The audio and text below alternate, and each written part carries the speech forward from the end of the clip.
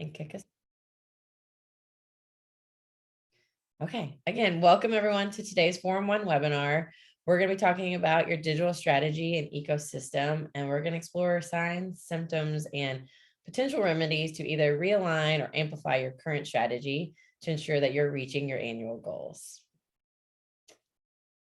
Today's webinar is hosted by Forum 1, and so in case you're not familiar with us, we are a digital agency that amplifies the impact of mission-driven organizations through transformational digital solutions. Impact has been woven into our company's DNA since 1996. And as we celebrate over 26 years of turning ideas into impact with so many of our clients and partners, we look forward to the opportunity to connect with you further on how to expand your organization's impact. And in terms of organizations we're working with today, here is a good overview on the next slide when that goes through. Some of the nonprofits, associations, foundations, think tanks, cultural institutions, and government agencies we work with to understand their challenges and implement effective solutions that have an impact.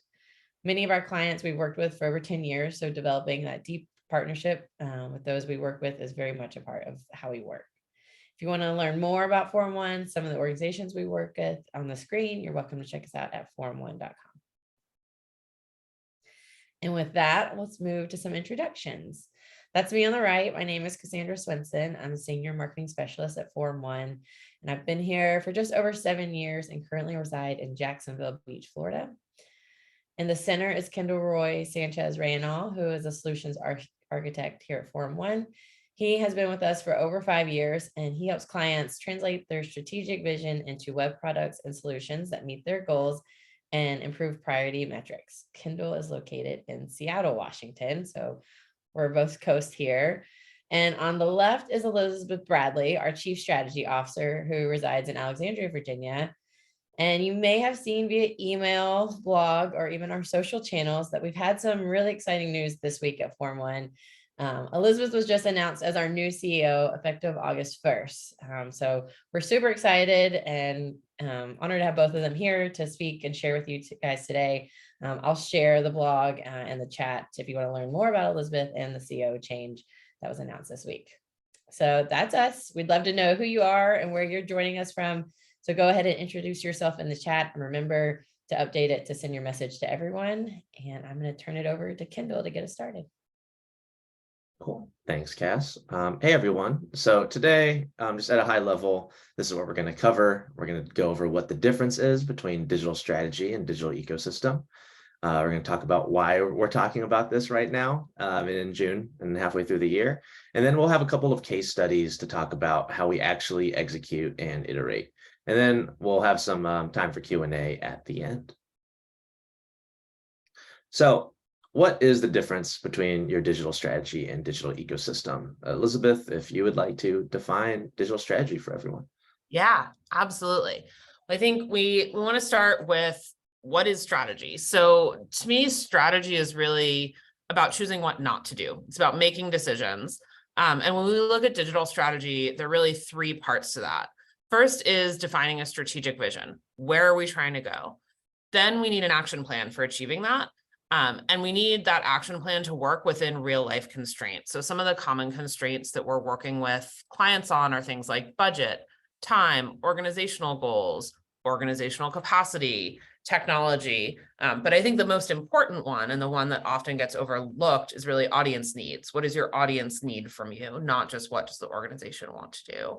So if we're doing this well, if we're successful, then we've got a strategy that defines a really clear problem and really understands that problem. It understands and defines the audiences that we're trying to reach. It makes a judgment call as to what to tackle first. It prioritizes. So we're going to come up with lots of great ideas, but we can't do all of them. So really making those hard decisions about what to do first. And then an effective digital strategy will also clearly measure success. We'll be able to look back and see, did we do what we said we were going to do? Did this work out the way we thought that it would? And if not, where did it break down? And how might we be able to adjust that? So that's kind of digital strategy at a high level. Kendall, what about digital ecosystems? Thanks, Elizabeth. A digital ecosystem is the collection of tools and platforms used within an organization to deliver work.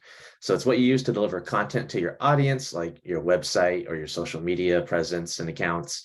But it's also what you use internally, like your comms channels, so Slack, Teams, or your CRM, and also data and analytics tools and how you report on things. So a good digital ecosystem, to kind of mirror Elizabeth's breakdown of a good digital strategy, a good digital ecosystem has purposeful and effective tools. It has reliable connections or integrations. And I think most importantly, it's sustainable. You'll see in our case study, one of the maps that I show you has a lot of tools and it can feel overwhelming. And an important thing to me in making sure that our clients have effective digital ecosystems is just ensuring that it's something they can maintain and sustain over time. So why are we talking about this in June? We're talking about this in June because we're about halfway through the calendar year, and we suggest that organizations take a step back at least twice a year to assess their digital strategy and ecosystem. I came from our support team at Farm One before I was solutions architect, and twice a year we'd offer kind of free consultation type meetings with our clients where we take a step back, and we've done lots of tickets and everything, but let's pause and make sure that all the work that we're doing actually rolls up into the goals that our clients are trying to meet. So things change really quickly in this place. So we have to move with a level of agility and flexibility that allow us to spot these opportunities and take action. And Elizabeth, I don't know if there's anything you want to add there. I think that's right. I just add, every organization is on a different fiscal year. Some people, this might be the end of the year. This might be midway through the fiscal year. Government clients, it might be 3/4 of the way through. And really ideal state here is we're doing this every quarter. And we're on that 3-month cadence of doing that step back and seeing what's working. But as Kunal mentioned, at least twice a year is really ideal. Great. So how do we actually execute and iterate? Like I said earlier, we have a couple of case studies that we'd like to share, and we'll start off with Elizabeth speaking about March of Dimes. Awesome. Thanks, Kendall. So March of Dimes is a really, really well-known organization. And this is actually the problem that they came to us with. Lots of people had heard of them. They had really, really high brand awareness, but very low brand understanding. So people didn't really understand actually what they do currently. They've been around for a long time. And that understanding really hadn't evolved with the organization as it grew and matured and expanded into additional issue areas. So they came to us with this problem statement that they had this digital ecosystem that really was incredibly fragmented. It showed 20 different versions of the organization to as many audience groups, and they needed something that told the full story of the organization. So we worked with them for about 3 months to do a really holistic deep dive into all of their digital properties, their audiences, what they were trying to communicate to them, and developed a consolidated digital presence and really refined brand messaging that did have some kind of audience specific places. So there was a mission focused app. There were certain moments in their digital ecosystem that remained pretty focused, but it was all cohesive. It was all comprehensive, and really came out of that with an ability for the organization to engage audiences in the way that they wanted to be engaged and tell that full story of who they were to their priority audience groups. So we started out with, like I said, a pretty fragmented ecosystem. In the end, we came out with one front door to the organization that really told the big picture and was very audience centric. So provided an immediate avenue for action. We did this through really in-depth audience research, a lot of ecosystem consolidation, and also a content strategy that supported that new messaging architecture and technical infrastructure. So that all started, if you go to the next slide, with the really understanding the situation they were in. What is the current state? What are the challenges that we're having at a pretty high level? What are the fundamental challenges to the organization? And then getting all of the stakeholders aligned around a possible future state. So spelling out what could this look like if we were successful. And this can seem simple, but the alignment here is really key. So having these conversations with entire stakeholder teams, entire executive teams, the board was involved in this process as well, and making sure we're really understanding that problem statement and we're aligned on what direction we're going, what success looks like, here in a qualitative way. We will then later on layer on, how do we measure this? What are the data sources? Get more specific. But the foundational piece is getting everybody to agree and at a high level about what success looks like. So from there, once we have that foundation established, and it's obviously a much bigger foundation than what I just shared. There's a lot of documents and planning and things that go into it. But the point is alignment. The point is agreement on where we're trying to go.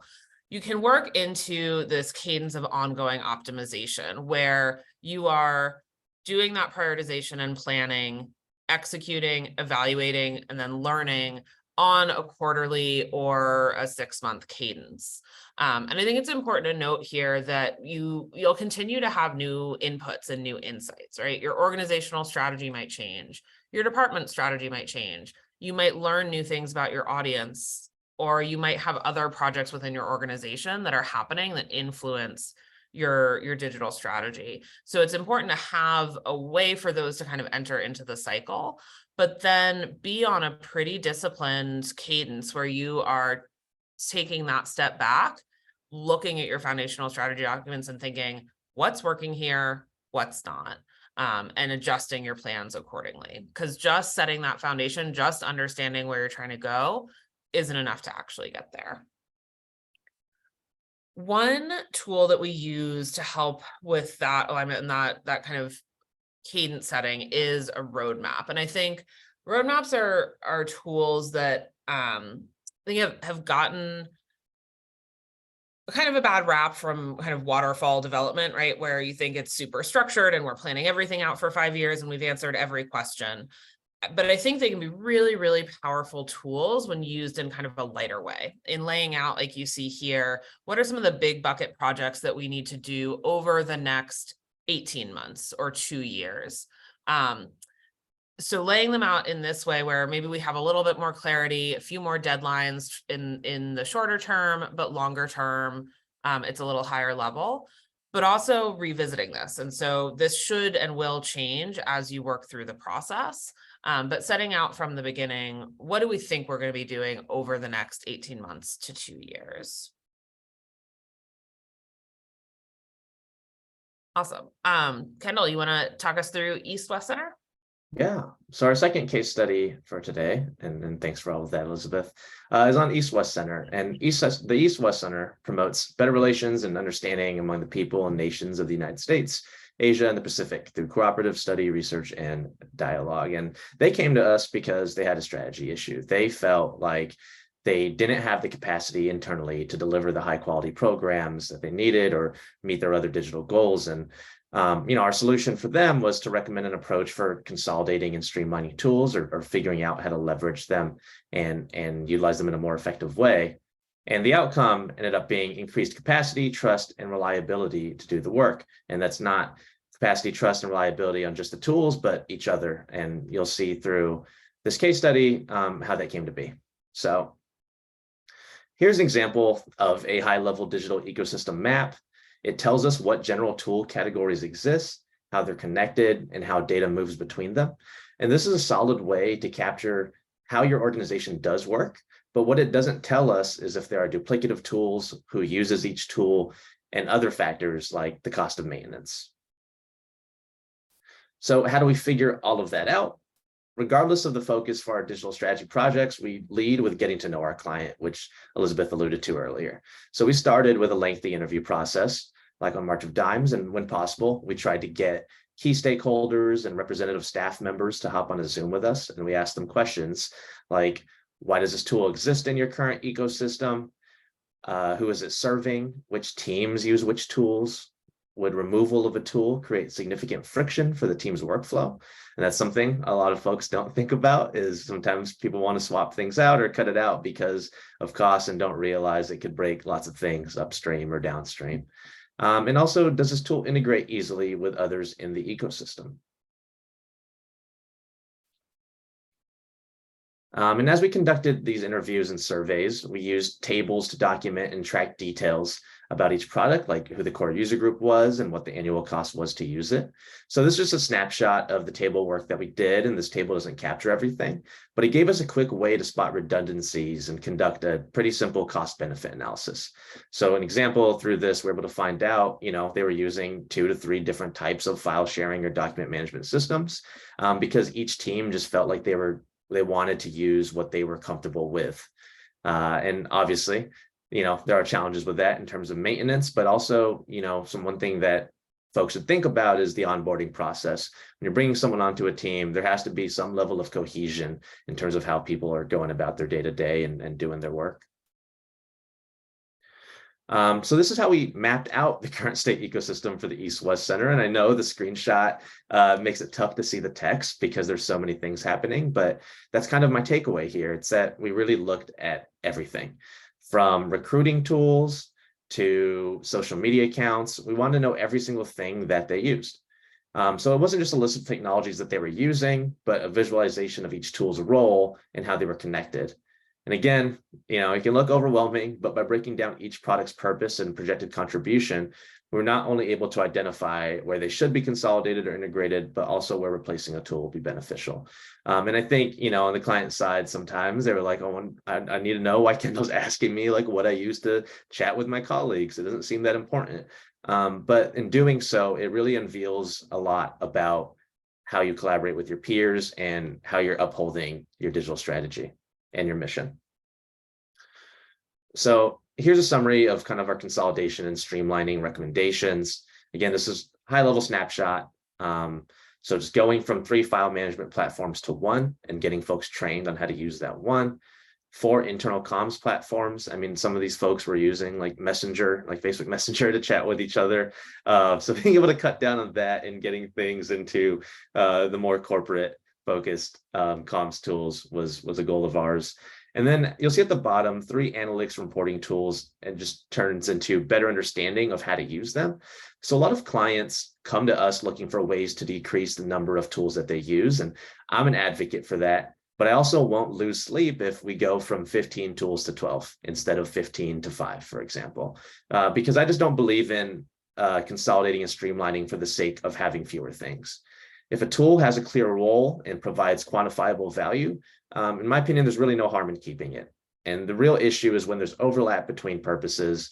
Again, in this example, with each team kind of using their own versions of the same tool. There's issues when there's overlap because it causes confusion and also just maintenance challenges in terms of cost. So in this instance, the analytics and reporting tools felt valuable and critical. So one tool for collecting data, one tool for reporting out on it, another tool for helping process it. So we didn't cut down on the number of tools, but focused on how to better utilize them. Through our interviews and the surveys, we really learned that a lot of the folks just didn't understand how to use them or didn't even know that they had access. So that's recommending some configuration updates, that's recommending training for them, that's recommending making sure there's documentation. And it's like a little sidebar, documentation is very, very, very important. So anytime you bring in a new tool to the system, you've got to have that documented somewhere so that there just aren't questions asked by new employees, for example, or again, something I talked about earlier, when you're deciding to replace or remove something in the ecosystem, just having everything documented somewhere allows you to kind of understand the implications of making a change. So at a high level, our findings from our ecosystem analysis for the East-West Center, significant number of duplicative tools and platforms. Technology appears to have been chosen in a reactive manner rather than proactive and without intention. And that leads to, again, these individuals and departments choosing the technology that best fits their needs and kind of missing the forest for the trees. And number 3, the lack of clarity about what tools and systems each department or person is using seems to be resulting in diminished productivity and tension. Because again, when someone's asking someone else to do something, they have their own way of doing it. And hopefully you all can kind of see where I'm going with this. Number 4 was staff willingness to adapt to new technology is perceived to be a significant obstacle within the organization. So again, because everyone's set in their ways, new technology just isn't received really well. So the cool thing about strategy projects is that we can really tailor the output based on what we learn. So for this project, we went in thinking simple consolidation project, let's find new tools, let's find effective ways to use them. But we also were able to say, hey, we need you to have a stronger strategic foundation in addition to cutting or replacing tools, because your current process and approach are leading to this tangled ecosystem web. So, we believe in having good process. So if we're updating the process and your decision making, we believe that an outcome of that is you're going to be much better at choosing the technologies that you're utilizing later on. So during the project, we pivoted a bit and emphasized points 2 through 4 a bit more here. And that's how evaluating your digital ecosystem can really inform your digital strategy. We saw that there was a lot of overlap between the products that they were using. So by digging further into that, we were able to identify strategic opportunities or perhaps even the core issues that really needed to be solved. And at the end of it all, what we ended up delivering was a guide that included content governance and technology ownership plans, recommended decision-making workflows, so who should be consulted, and kind of the level of agency that each team lead had in adopting new tools, and suggestions for change management. So with that, I think we're ready to move on to Q&A. I don't think I see any in the chat at the moment, but that's fine because we did have some questions from beforehand that we'll gladly answer. Yes, thank you so much, Elizabeth and Kendall. So we do have a few questions, some common ones we get and some others we've received. So we'll jump into those, and please go ahead and start putting in your Q&A. I know in the webinar description, we asked, if you have specific questions to your existing challenges, we'd love to answer them and help you with those. You have Elizabeth and Kendall at your disposal here for 40 more minutes if you so choose to use it. So we'll jump right into it. The first question we have is, how long should this work take, or what is an average timeline? Elizabeth, you mind taking that one? Yeah, so if we're doing a kind of a dedicated strategy and ecosystem engagement, we'll typically build out a timeline that's about 3 months. A lot of the driver for that is stakeholder engagement. So we can probably do this work in more like 6 weeks if we're really focused, but scheduling with the executive team, talking to all of the senior level stakeholders who are going to have thoughts on this, that can really drive more of that 3 month timeline. So we find about a quarter is a healthy amount of time to get all of the input that you need to really set it up well long term. I think it's also worth noting that this work doesn't have to be done in kind of a dedicated project. Not everybody has 3 months to set aside to focus on something like this. So we can also take a more iterative approach where maybe you're pulling out some of these questions to answer, and then checking back in a quarter, and then focusing on audience research 1 quarter, and then focusing on the ecosystem audit the next quarter, and building up that understanding over time. Yeah, I think I like that last part, just about the focusing on iteration and letting folks know it's not just like, one stop, you just do it all and then you're done for life. Really, you have to be able to kind of sustain this effort, even if it's a little by little over time. I think there is a lot of work that goes in up front, especially when capturing the digital ecosystem. Just trying to figure out every single thing that you use can feel really daunting, but it makes those little check-ins throughout the year a lot easier, because you now have this map in this list and you can go through and think about, is this thing effective? How are we able to use this? Have we had challenges with using it, for example? So yeah, I agree with Elizabeth.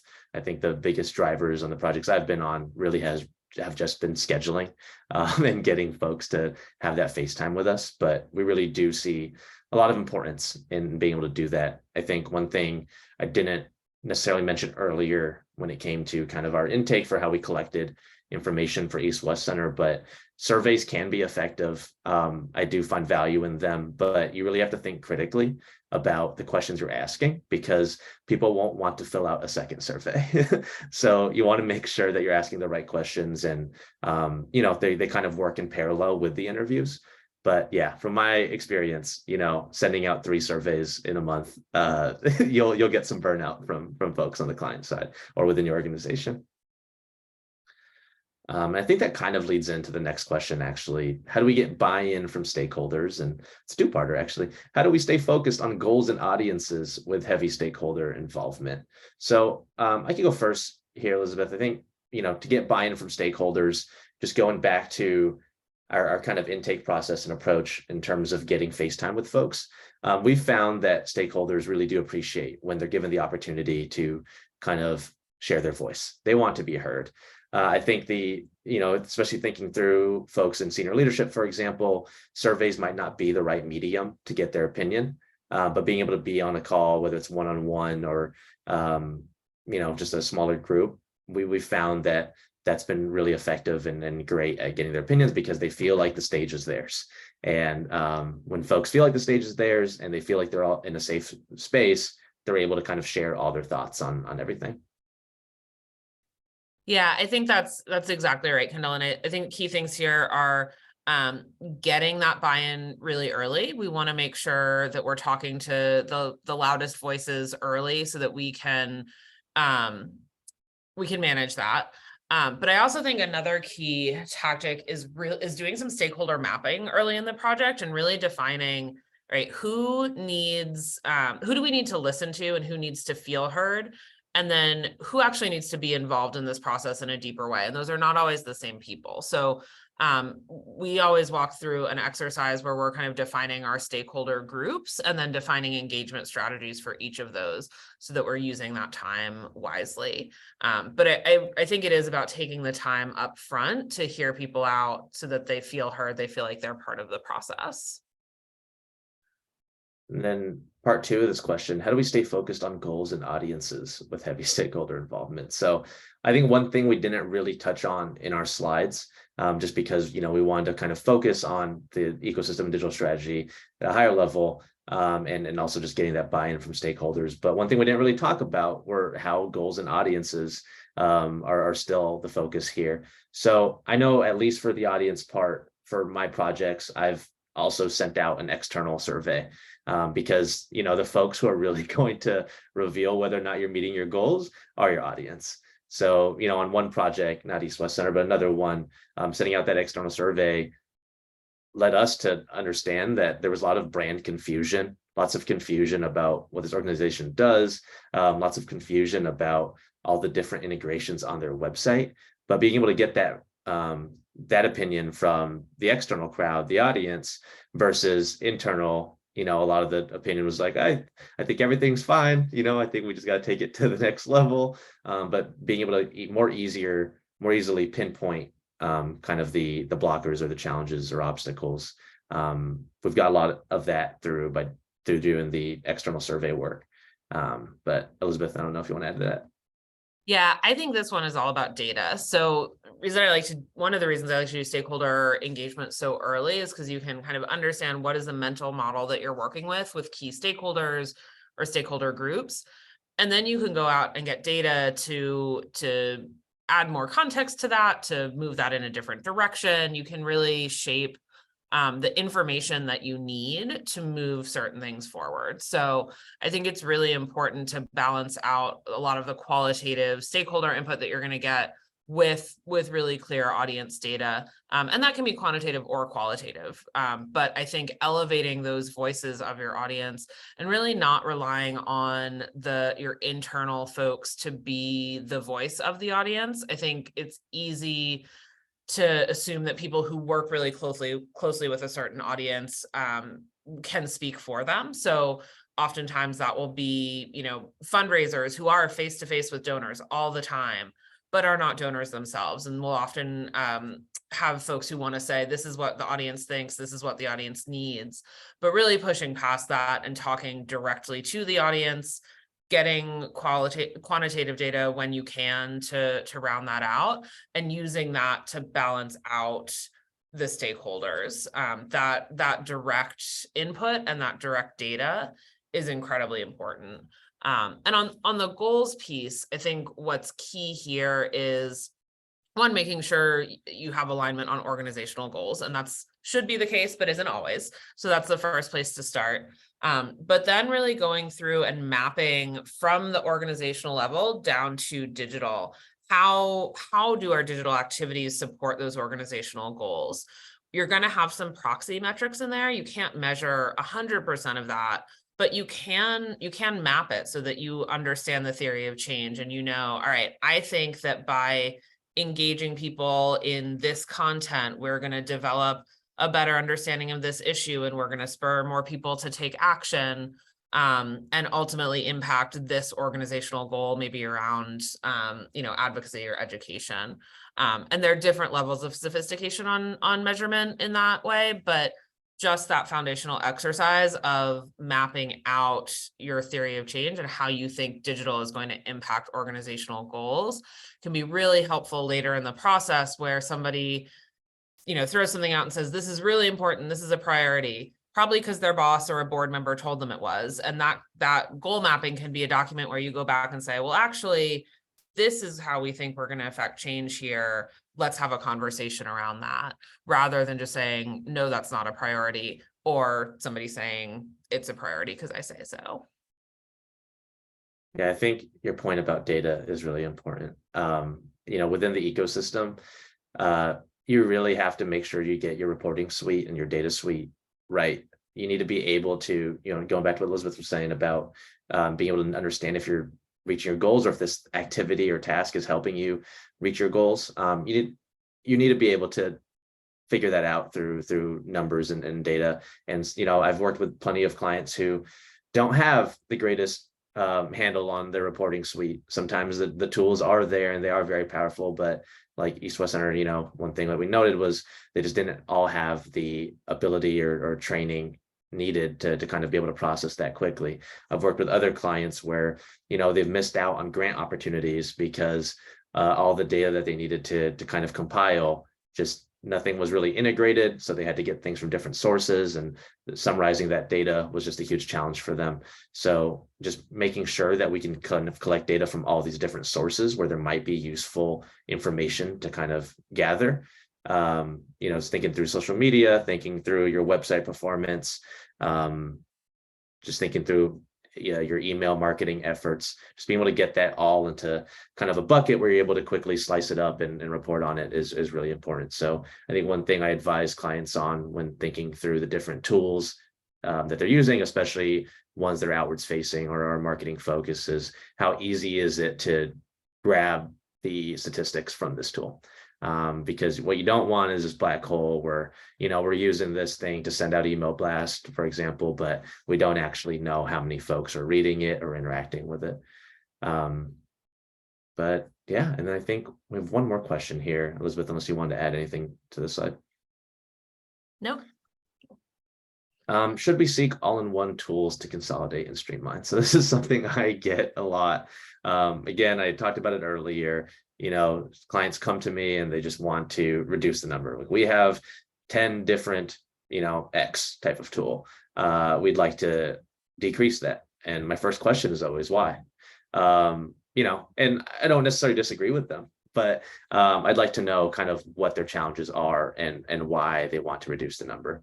Oftentimes, what I find is similar to the situation in the case study I talked about earlier. Different teams are just using versions of the same tool, or tools with the same purpose, but they're from different companies or whatever, just because folks joined the organization and there's no standard, so they use what they're used to. In my opinion, seeking all-in-one tools, it's not the worst idea, but I also want folks to just think critically about it before going with it. So there are some all-in-one tools, like Salesforce has lots of existing integrations, tight integrations with other products in order to work really well. But the main thing I ask when folks want to move to an all-in-one tool is just thinking through the sustainability of it. I like tools. I like all-in-one tools that have lots of support and lots of users. I don't like all-in-one tools that don't have that level of community or user groups, because what I don't want to advise a client to do is to jump to one all-in-one tool for cost reasons, and then 3 years down the line that tool ceases to exist or work, and now all these things that are so critical to how you do work are gone. So I like to kind of divide a bit and just make sure that we're choosing the right tools that maybe just do one thing really well, and I'd rather have that than trying to fit every single thing in one. And so in this situation, just less is not always more.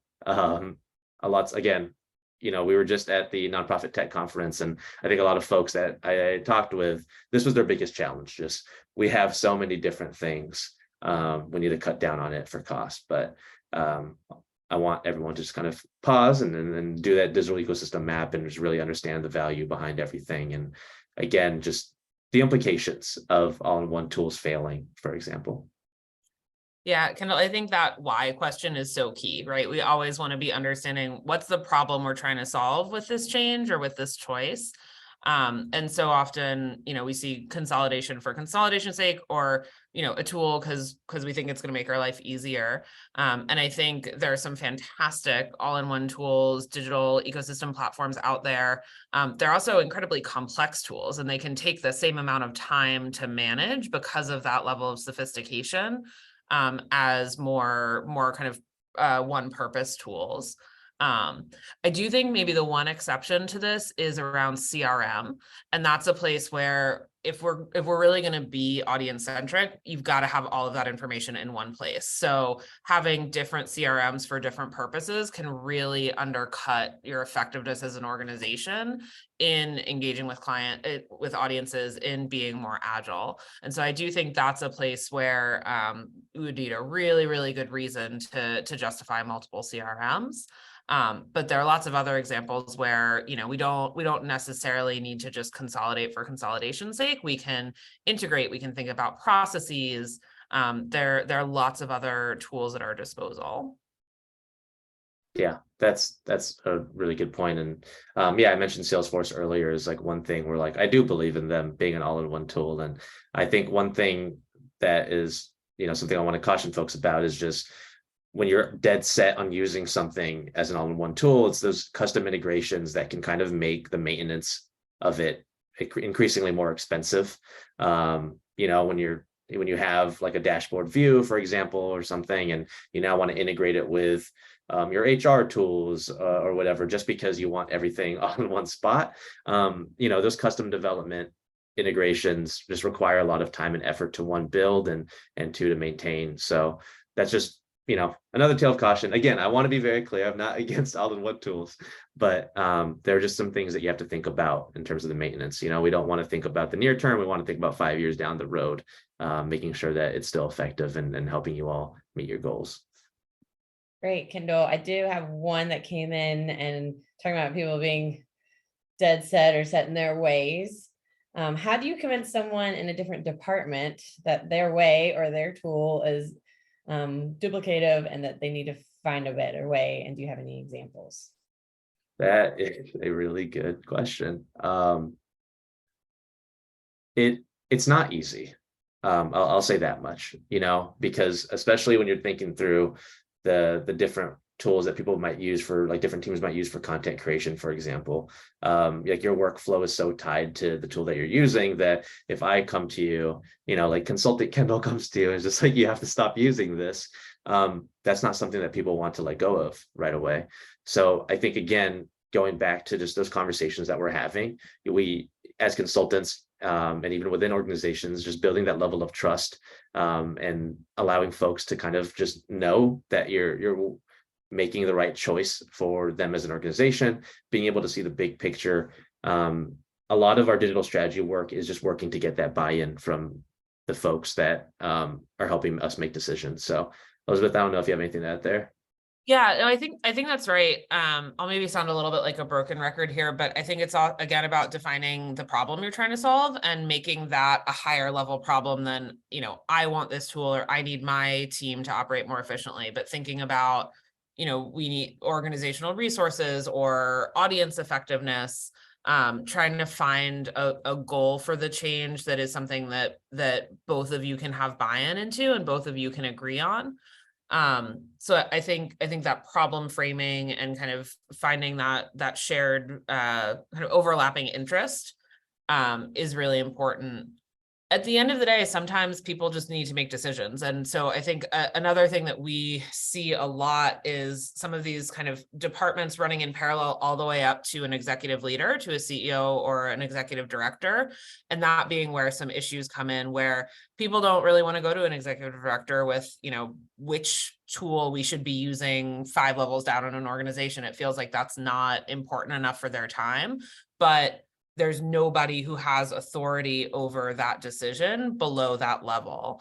And so that can be a blocker in this type of change, is just organizational structures, because sometimes you do just have to say, this is the one we pick, and not everybody's going to be happy with it, but we need one, and that's what we're going to do. So I think trying to think about, obviously you're not going to restructure your organization for better decision making, but is there a digital committee that can convene and make some of these compromises together? Are there different ways of working that you can use so that somebody is making a decision, and it's not just kind of happening completely in silos? Great, good answers, Kendall and Elizabeth. Okay, one final opportunity. You want to drop their questions in. I'm gonna, while we wait, ask Kendall and Elizabeth each, what is, if everyone that's attending has one takeaway that they leave this webinar with, involving their digital strategy or ecosystem and reaching those annual goals or being more effective or efficient, what is your one takeaway from both of you? Who wants to go first? I can go first. I think for me, it's really about knowing the problem that you're trying to solve. These are really complex ecosystems, both the digital ecosystem, but also the organizational ecosystems and issue ecosystems that we're all working in. There's really complex, they change a lot. So I think really trying to understand the problem that you're trying to solve with any proposed solution or strategy is really key. Yeah, I agree. And I'd also say, I think my takeaway is to just go slow. It's a lot. It can be really overwhelming to assess both your digital strategy and your whole ecosystem. And again, just the implications and the optics of potentially swapping out tools that you use on a day-to-day basis. It can be really daunting. So I think just go slow, take your time, just making sure that you're capturing everything and documenting everything. And I think another key takeaway, and something I talked about earlier, is that consolidation isn't always the answer. Great. Well, that's it for the questions we received. So Kendall, Elizabeth, thank you so much again. Everyone who attended, thank you. And again, you'll get all the recording in your inbox soon. Thank you. Thanks, everyone.